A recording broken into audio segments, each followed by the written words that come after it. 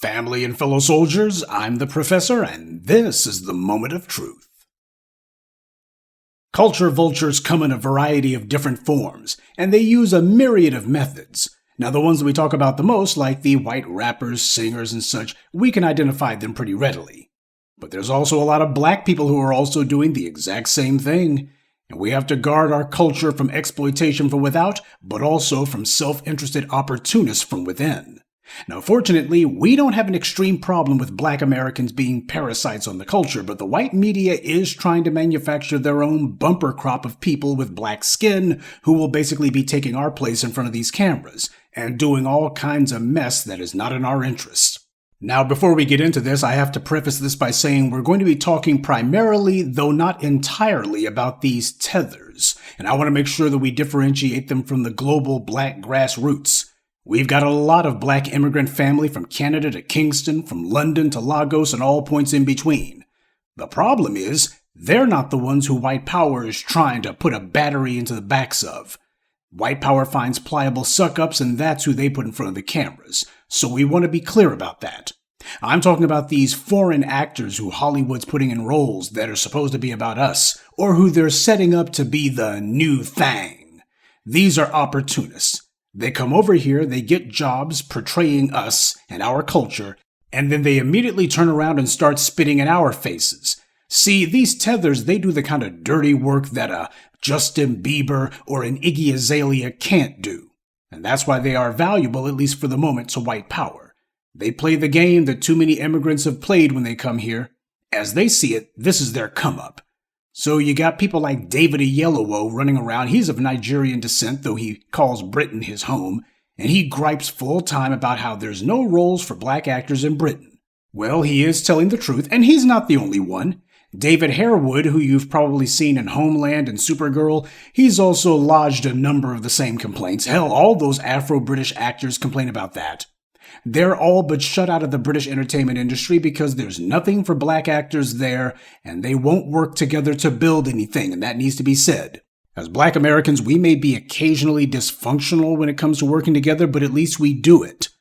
As for outside the United States, the same tribalism that these tethers practice in their home countries, they also bring it to the U.S. with them as well. It's the primary reason they had to leave just to find work. Who is the Afro-British equivalent of Tyler Perry? Who is the Nigerian equivalent of Berry Gordy, or Melvin Van Peebles, or Sam Greenlee, or Spike Lee? Now, here's a better question.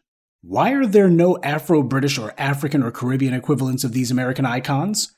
We hear constantly from these same immigrants that they work harder than us. They don't complain about racism, except that they do complain about it. They complain about it all the time back in their home countries, that there's no roles for black actors in Britain. They only pause because white power threw them some crumbs. So if these hardworking tethers are so much harder working, then why has none of them been able to build a soundstage in Britain or the Caribbean? We have a ton of pioneers who have paved the way and built here in the U.S. I can show you what we've done right here. The reason you see so many foreigners playing the roles of black Americans is because our story, our history, is one of fighting and persevering and overcoming. Stories only progress through conflict, and nowhere in that definition is there room for running. It's about taking a stand, staking your claim, and fighting for what's yours. We created a lane for other people to the point now they feel that they can take us completely for granted. That's the reason Idris Elba claims that he doesn't want to be identified as black anymore. He thinks he has that luxury now. If it wasn't for black Americans, he would still be a 2-bit DJ somewhere in Birmingham, and you know I'm right. He spent most of his career playing a black American. And he does a crappy job suppressing his accent, by the way. Half the time he sounds like a butler from the hood. But the only reason that he thinks that he can talk trash about what he wants to be identified as is because The Wire is really popular in England. More popular than most of the domestic scripted series that Britain has produced. So that gave him the clout he needed to get cast as Luther. And without us, none of that would have happened. And don't lie and claim that it might have. We don't live in the magical world of make-believe. We don't live in the dreamscapes of woulda, shouldas, and might-have-beens. We live in the real world, and in the real world, Idris Elba had to come to the United States in order to get put on. And when he did, it wasn't as playing some Brit. Who is the biggest actor in Britain right now aside from Idris Elba? Who else other than him is headlining any shows as the lead? Believe it or not, there's actually a few. but nobody of any note, and even they are trying to get to the United States. We'll get to that in a moment. I'm not hating, by the way, just stating. Because it seems to be the routine that a lot of these foreign-born black actors come to the US and then disrespect us first chance they get. Without black Americans, David Oyelowo would just be some nobody with bit parts in commercials somewhere. He certainly wouldn't be acting. Not on a regular basis, he wouldn't be a working actor. His entire career has been him playing black Americans. He was in a movie that Lee Daniels produced years back. He played one of the Tuskegee Airmen. Now he's going to be playing Bass Reeves, reportedly. And he's even got his eye on playing Joe Louis next. I mean, this guy isn't even making a pretense that he intends to be a black American impersonator. He wants to make a lifelong career out of it. But he's also said some questionable things the last few years. I guess that's why these studios keep throwing him parts. Now again, let me reiterate, I have a number of Afro-Britons who listen to me. This is not aimed at you, but I need you to understand, this may not be the most flattering thing for me to be saying, but you know as well as I do, there's a serious schism among the Afro-British groups. Kenyan immigrants to Britain separate themselves from the Jamaican immigrants, who separate themselves from the Guyanese immigrants, and none of them want to be around the Nigerians. Afro-Britons are like 5% of the population. There's far more Asians in Britain than black people, but you wouldn't know it by looking at the cast for their TV shows. If they have an obligatory non-white actor in the cast, it's going to be a 50-50 chance there's going to be a black person. Now, why is it that black actors in Britain are able to get representation disproportionate to their actual percentage of the population? Well, it's not simply because of the legacy of colonialism giving so many Afro-Britons English names. It's because American television set the frame for the world. We're the ones who fought to get in front of those TV cameras in the US, and since American TV saturates the global market, that means even in places where black people are a far, far smaller group in numbers than in the US, the people who make these TV shows are influenced by American TV, and they put black people in there anyway. To my Afro-British listeners, we as black Americans have benefited you in ways you may not be aware of. The only reason John Boyega has a career is because of us. Now, that doesn't mean he has to drop to his knees and kiss our feet, but it does mean he needs to be honest that we're the reason he's a working actor. It's not because he's some phenomenal talent. He doesn't suck as an actor, but he's hardly the second coming of Denzel Washington.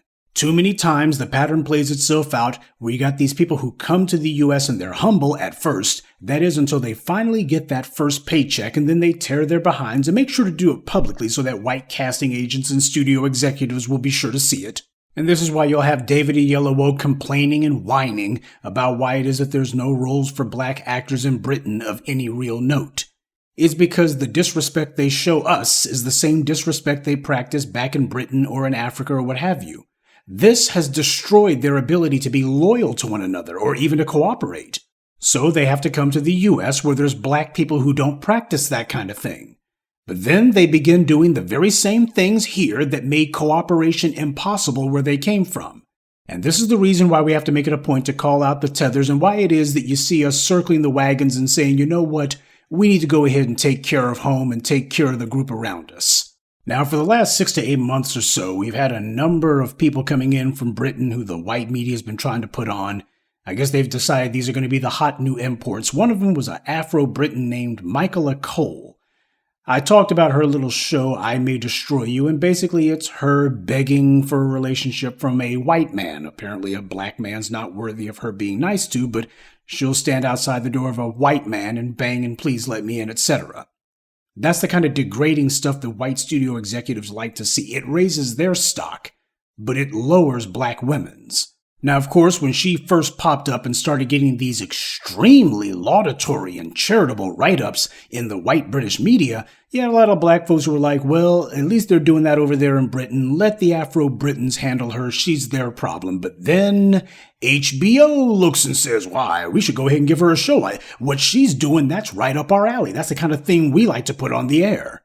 And then she pops up in that Black Panther movie last year. You got the white media desperately trying to make her a thing. White supremacy is all about picking and choosing who the winners will be. And it's important that people know that the winning is not based on merit. It's based on who ingratiates themselves the most with the white power structure. And that way you'll be a shameless bootlick like Issa Rae or Mark Robinson.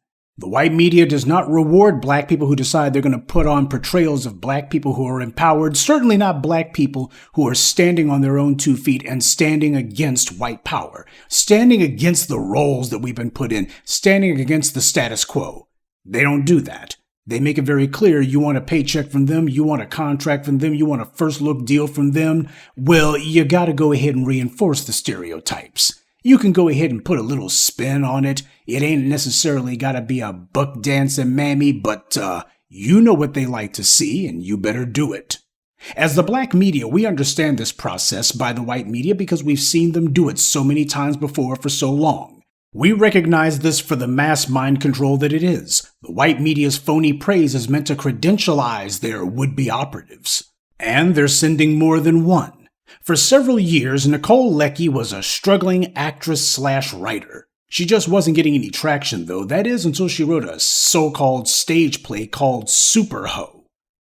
Yes, that was its name. Now, this is a biracial woman in Britain, and yet she decides that she's going to have a stage play where she plays a prostitute. And what's the name that she gives it? She calls it Super Ho, obviously imitating black urban slang from the United States. It's obvious who and what she's auditioning for, and she's not just auditioning to be the lead on a show, and it's not the white British media who she's really auditioning for. Now keep in mind, because this so-called stage play was in Britain, it got picked up by British TV naturally, and they decide, well, let's make a TV show out of it. Of course, being Britain, you can't exactly call it Super Ho, so they instead called the TV version Mood. And of course, because she's playing a free-range prostitute, she's parachuting from bed to bed. There's at least one lesbian scene too, because she's checking all the boxes. The material is anything but empowering or respectable, but this isn't about empowerment or respect. Regardless of what Lecky or any other white media pick-me's may say, that's usually the lie that these bootlegs like to say whenever they're doing something that they know full well is completely degrading, completely denigrating, something that completely and thoroughly humiliates them. They instead claim it's about empowerment or what have you. And of course, the white British media tries to hype her up, praising her writing, they claim, which they love so much, as authentic and groundbreaking and real or whatever. This is about getting noticed by the white media powers that be, and she did. But this is a movie, or rather TV show that we've seen before, and we already know how it ends. You know, when I think about this Nicôle Lecky woman, I can't help but think of what Cat Williams said about Tiffany Haddish, another hyped-up invention of the white media, because what Cat Williams said also applies to Lecky, too. But people like real, and that's why they like her. Is that what they like? They love realness. Oh, because everybody's real then. So don't trip. No, they like wherever Tiffany you Haddish at under the sound of my voice, real. Do you have a real co-worker? Right. Do you have a ratchet friend? Do you have a sister? Do you have a cousin? Do you have a nephew? Do you have a niece? Is they so ghetto? When did that become marketable? Knock it off. They like her because she want to sleep with a white man. That's why the only thing she said was, I want to give it to Brad Pitt. The only thing before that in the movie with me is I slept with this white man and I got a white baby. She had a white husband for the 14 years she been doing comedy. And then all of a sudden, now we're at Brad Pitt. So hey, time and time again, they show you that you can be sidetracked by anything light-skinned. Now, I don't know how bad the show is, but then again, I don't know how bad sewer water tastes, but I can pretty much tell by the smell that I don't want to consume it. I wasn't surprised, however, that this woman was making out with some blonde chick, and apparently there's a number of scenes where she's singing. Apparently it happens a lot. You know, that reminds me of two other immigrants, Cheryl Lee Ralph and Cynthia Erivo. The two of them also run around singing every chance they get, whether you want to hear it or not. So for any of you folks out there who are struggling to get yourselves a career in the white media, just take notes from Michaela, Coel, and Nicôle Lecky. They'll show you how it's done. These images are out there because the white media wants them out there. But the core and heart of black consciousness isn't in Britain or Jamaica or even in Africa. It's in the United States. That's why Lecky used a title for her stage play that came from black urban slang in the US. And now the white media is giving her the same overblown hype they did for Michaela Coel and Issa Rae. And speaking of Issa Rae, I told you a while back she has another show on HBO ever since Insecure got canceled. Her new show is called Rap. Well, you can see what it's called. Yeah, that's Issa Rae, all right, keeping it classy. She went full COON on this one. All the stuff she does lampoons and denigrates black people and plays to every stereotype about black people. And of course, she makes sure that black men are brought in for special abuse. Issa Rae, you'll recall, struggled for a long time trying to get the white media to notice her. She spent years making videos online trying to do something that she hoped would finally get the white media's attention. She spent several years trying and failing. That is, until she did her Diary of an Awkward Black Girl videos. So the audience that she's performing for are white studio executives. Black people weren't really into her like that, and how do I know? Well, when she did her Awkward Black Girl crowdfunding so that she could make more, whatever that is, she only raised a little over $50,000. And keep in mind, in that crowdfunding, she had huge white media promotion. Katie Couric, some of these so-called urban magazine websites, which are actually owned by white companies, they gave her the kind of promotion that you couldn't pay for. And what was all of that white media boosting worth? A little over $50,000. The new voices of black media bring in many times that much. TBA, Tariq, when they do their crowdfundings for things like 7 a.m. and Hidden Colors, they were running laps around Issa Rae, and they didn't need any white media support to do it. See, Issa Rae is an invention of the white media, and she knows it. That's why she kisses their butts so hard. She was willing to put up images of a black woman who had blatant disrespect for black men, and the racists at HBO loved it. People like her are not upholding black culture. They are parasites spreading mental diseases and sucking the blood from the culture. It's crucial that we call them out and identify them so that we maintain the steady drumbeat of opposition against this anti-black racism. We have to make black culture a hostile place for culture vultures. But a strong defense is not enough. What's just as important, if not more so, is for us to establish and promote our own media, and that includes entertainment. Black people oversample when it comes to entertainment, and I've made my issues with that well known, but let's talk about what entertainment is good for. The word entertainment means to hold. That's important because entertainment has its place. It's essential as a part of maintaining your own mental health, believe it or not. You can't be in hard analytical mode all the time, but you need to remember that when you consume entertainment, you're literally having your mind held in someone else's hands. And too many of us have jumped both feet into those putrid waters of the white media. We have a lot of Negroes who know everything about Marvel superheroes and absolutely nothing about their own situation. They're walking dictionaries on the Real Housewives of Who Gives a Damn, but they're completely clueless about real life. And they'll be the first ones to claim that the white media hasn't captured their minds, but they're wrong. So the answer to the Issa Raes and the Nicôle Leckys and other white media puppets is to establish our own entertainment. Whatever it is we spend our money on, we're supposed to own it. Dr. John Henrik Clarke taught us that one. If you like shoes, you're supposed to own a shoemaking plant. You like music, you're supposed to own a music company. You like entertainment, you're supposed to own a sound stage to produce content and a network to distribute it. As Dr. Clarke said, the white media is out to control our image because if they can control what you see, they can control how you see yourself. And if they can control how you see yourself, they can control what you do about yourself. Now, in order to see ourselves clearly, we need a mirror. But what we've had under the white media is a portrait, one painted by our enemies. And like any portrait, it's not a reflection of what we are at all. It only shows whatever the person who made it wanted to see. Well, it's way past time that we throw those false images in the trash and not let any bootlick stick any more phony images in our faces. Good day, and be one. I'd like to take a moment to mention some of our contributors. Samara Morris, Jimmy Whitfield, Miss Debbie, Charlie, and Zachary Jenkins. Salute to them and thank you to everyone for listening, liking, and sharing this message. Black empowerment only exists because of you.